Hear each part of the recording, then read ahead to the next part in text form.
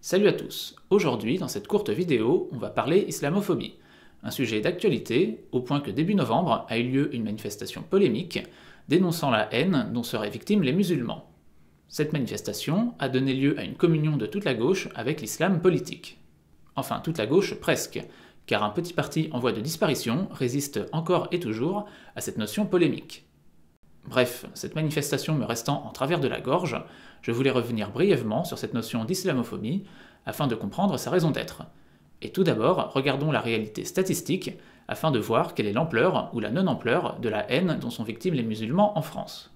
En 2018, les chiffres officiels, les seuls un minimum fiables, donnent 100 actes anti-musulmans contre 541 actes antisémites et 1063 actes antichrétiens. En chiffres absolus, comme en proportion de leur poids dans la population, les musulmans sont donc de loin les moins victimes de la haine religieuse.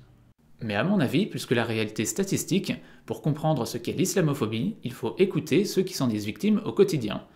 Écoutons donc les discours que peuvent tenir ceux qui ont organisé cette fameuse marche du 10 novembre dernier.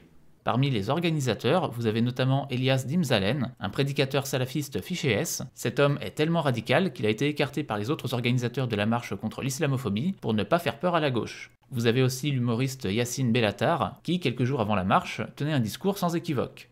De l'éducation nationale, que nous ne sommes pas dans un projet d'assimilation. Je n'aurai jamais un béret baguette, je ne mangerai pas de porc, je ne boirai pas d'alcool. Nous sommes dans un projet de banalisation. La France doit s'habituer. La France doit s'habituer au fait que nous restons. Je suis français. Clairement, on a là un discours communautariste qui refuse le pacte implicite entre l'immigré et la France, puisque chez nous, la logique de l'accueil des étrangers repose sur leur assimilation volontaire à notre culture. On peut aussi écouter le discours d'un délégué Sudrail. Mais également dans votre entreprise, et moi c'est en tant que militant aussi, à la SNCF, en tant que militant Sudrail que je veux parler, et je veux mettre un signal d'alarme là-dessus, parce qu'on a des collègues aujourd'hui qui se font licencier, parce qu'ils disent pas bonjour, ils ne serrent pas la main, ils ne font pas la bise.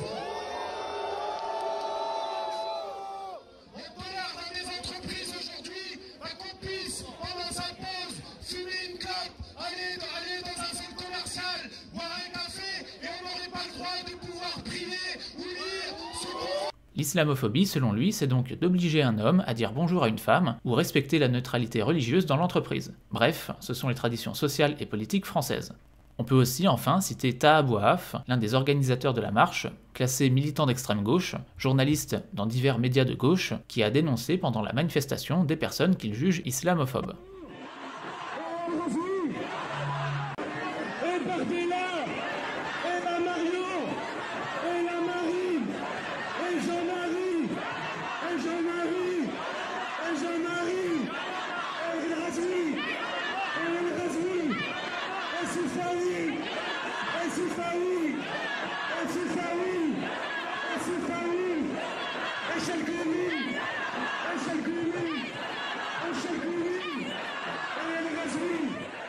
Parmi toutes les personnes conspuées, vous avez Mohamed Sifawi, qui se définit comme musulman, laïque et démocrate, et Hassen Chalgoumi, l'imam Hassen Chalgoumi.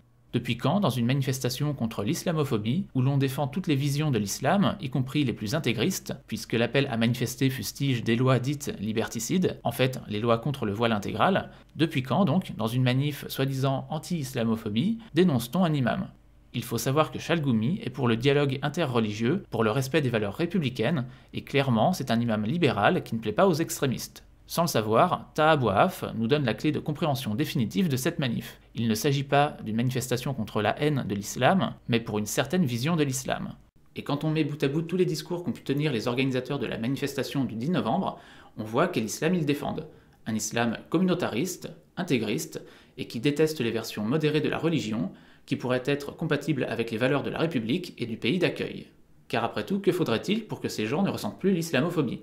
Il faudrait qu'on autorise le burkini, le voile intégral, le voile à l'école, qu'on permette à des hommes de ne pas dire bonjour à des femmes, il faudrait que les gens puissent choisir le sexe de leur médecin à l'hôpital. En fin de compte, ce que ces gens veulent, c'est qu'on puisse les autoriser à pratiquer une version radicale de l'islam. Et même si on autorisait toutes ces pratiques radicales de l'islam, il est probable que ces gens ressentiraient encore une forme d'islamophobie. J'en veux pour preuve qu'un sondage européen a montré que les musulmans en Angleterre ressentent beaucoup plus de discrimination par rapport à leur religion que des musulmans en France. Et pourtant, l'Angleterre pratique depuis des décennies le communautarisme ou le multiculturalisme comme on veut. En fin de compte, tous ces gens qui défendent cette notion d'islamophobie ne se sentiront plus opprimés uniquement le jour où la société sera entièrement islamique. Tant qu'ils auront à cohabiter avec une autre société qui leur imposera, parce qu'elle est la société d'accueil, d'autres valeurs, eh bien ces gens se sentiront victimes.